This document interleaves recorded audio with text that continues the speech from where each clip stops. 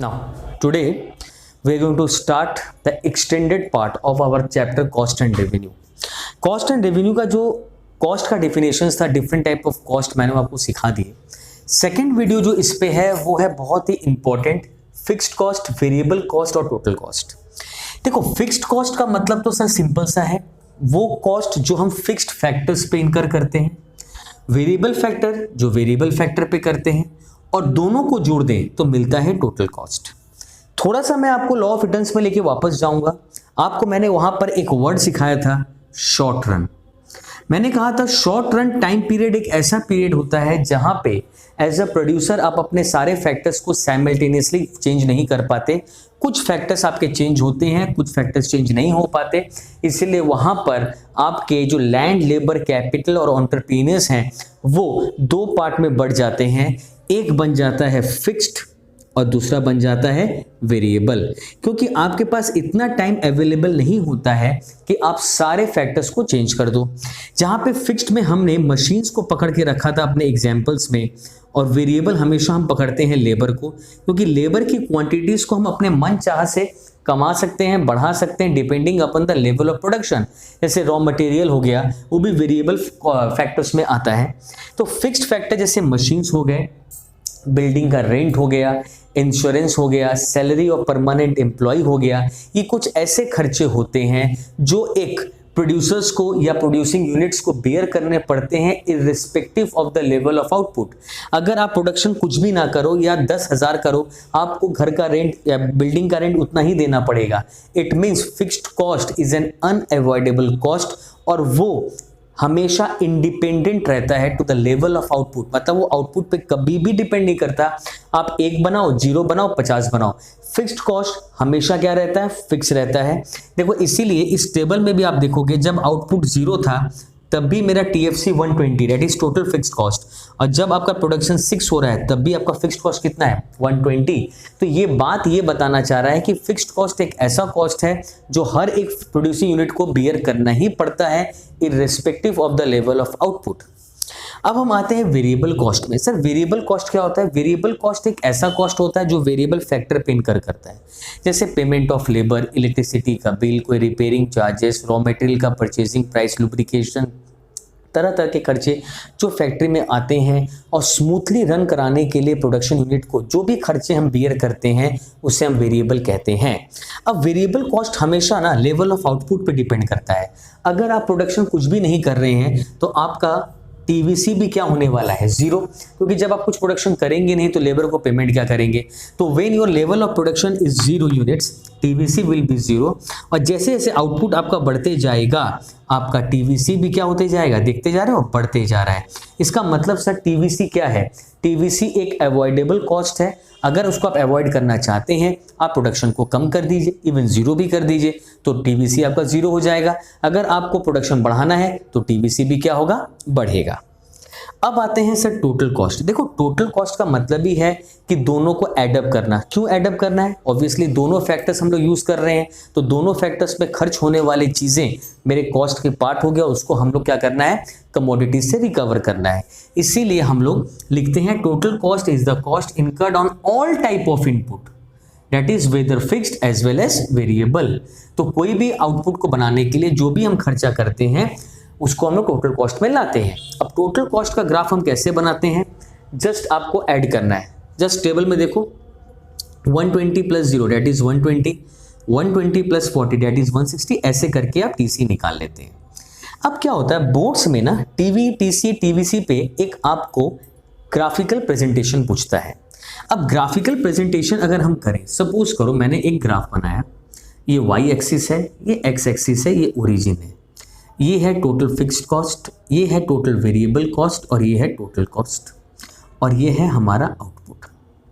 देखो, जब भी आप कोई ग्राफ बनाते हैं, इको में मैक्सिमम स्टूडेंट को बड़ा नर्वसनेस रहता है कि सर एग्जाम के टाइम में इतने सारे ग्राफ है, सब मगअप हो जाते हैं, कब कौन सा बनाना है.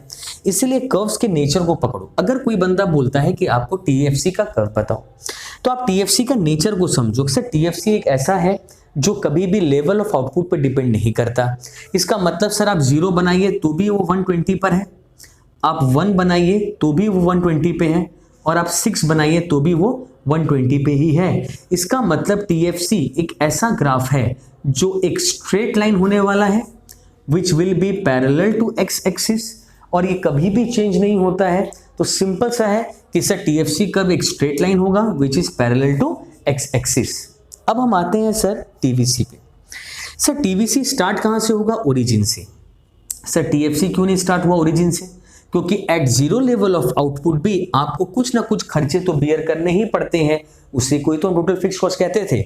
इसीलिए हमने ओरिजिन से TFC को स्टार्ट नहीं कर 120 एक मार्किंग पॉइंट कर लिया, वहां से स्टार्ट किया।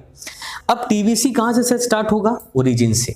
सर इसका कर्व कैसा होगा? क्योंकि सर ये आउटपुट के साथ बढ़ रहा है तो ये सप्लाई कर्व जैसा है, direct relationship with the output.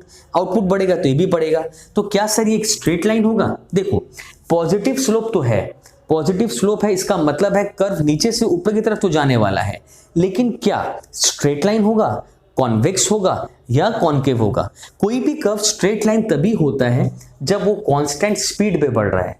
यहां पे आप TVC को देखो तो TVC पहले कितना बढ़ा? 40, फिर कितना बढ़ा सर? 36, फिर कितना बढ़ा? 26। यानी सर इनिशियली अगर आप देखो तो TVC बढ़ रहा है, लेकिन TVC के बढ़ने का जो स्पीड है वो स्लोली है, डिमिनिशिंग रेट में बढ़ रहा है। तो ये इंडिकेट करता है हमारे इकोनॉमिक्स में that is increasing at decreasing rate. तो आपका कर्व इनिशियली क्या होगा? डाउनवर्ड होगा, कॉन्केव डाउनवर्ड। सडनली आप देखो फिर 30 बढ़ा, 38 बढ़ा, 54 बढ़ा, इसका मतलब क्या? 64 बढ़ा। इसके बाद मतलब क्या है कि वो बढ़ेगा कॉन्केव अपवर्ड। मतलब इस तरह से आप ग्राफ बनाएंगे।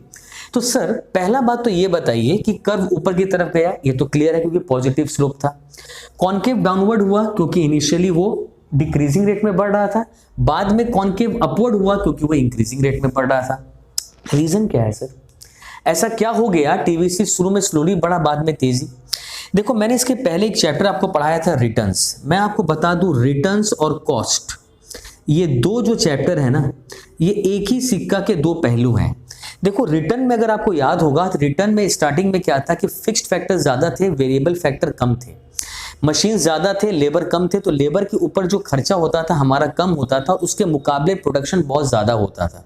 तो हम ये समझते थे initially goods are produced at a increasing rate, आपको याद होगा। तो जब गुड्स इंक्रीजिंग रेट में बढ़ते हैं तो जो हमारा कॉस्ट होता है वो भी बढ़ता है, लेकिन एट डिक्रीजिंग रेट, क्योंकि एक लेबर के कंपैरिजन में हम देखते हैं वो प्रोडक्शन बहुत ज्यादा कर रहा था। आपको याद होगा कि एक लेबर 100 बना रहा था, दूसरा लेबर 120 बना रहा था, तीसरा 140 बना रहा था, चौथा 160, क्योंकि हमारे पास 4 मशीनरीज थी। इसका मतलब क्या है कि जब प्रोडक्शन हो रहा था हर एक लेबर पहले से ज्यादा बना रहा था। इसके मतलब क्या है कि उसके मुकाबले जो कॉस्ट हमारा बढ़ रहा था वो स्लोली बढ़ रहा था, इसीलिए कॉस्ट शुरू में डाउनवर्ड होता है। जैसे जैसे लेबर बढ़ते चले गए थे, आपको याद था कि प्रोडक्शन आस्ते आस्ते स्लोली बढ़ रहा था, इसीलिए ये इंक्रीजिंग हो जाता है कॉन्केव। अब आता है TC का बात। सर TC का ग्राफ कहां से स्टार्ट होगा? सर TC का ग्राफ 120 से स्टार्ट होगा, क्योंकि जीरो लेवल पे TFC और TC दोनों इक्वल होते हैं। अब सर इसका नेचर कैसा होगा? देखो इसका नेचर में चेंज देखो कितना है, 40 का है, 36 का है।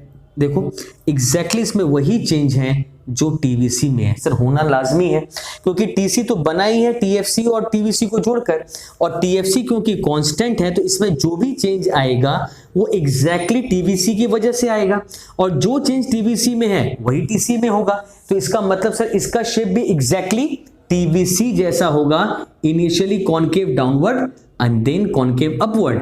लेकिन ये दोनों पैरेलल हैं और इन दोनों के बीच में फर्क कितने का रहेगा? 120, जो रिप्रेजेंट क्या करेगा आपको? Total fixed cost. तो ये था आपका ग्राफिकल प्रेजेंटेशन। जब भी ग्राफिकल प्रेजेंटेशन क्वेश्चन में आए तो आपको डेफिनेशंस लिखने हैं, आपको ये शेड्यूल बनाना है, आपको ये ग्राफ ड्रॉ करना है, और हर एक TFC, TVC, TC को अलग अलग एक्सप्लेन करना है। और TVC को जब भी आप एक्सप्लेन करेंगे concave downward and concave upward, उस तरफ लिखना मत भूलना, this is due to law of variable proportion. तो ये था आपका graphical representation of TC, TVC and TFC।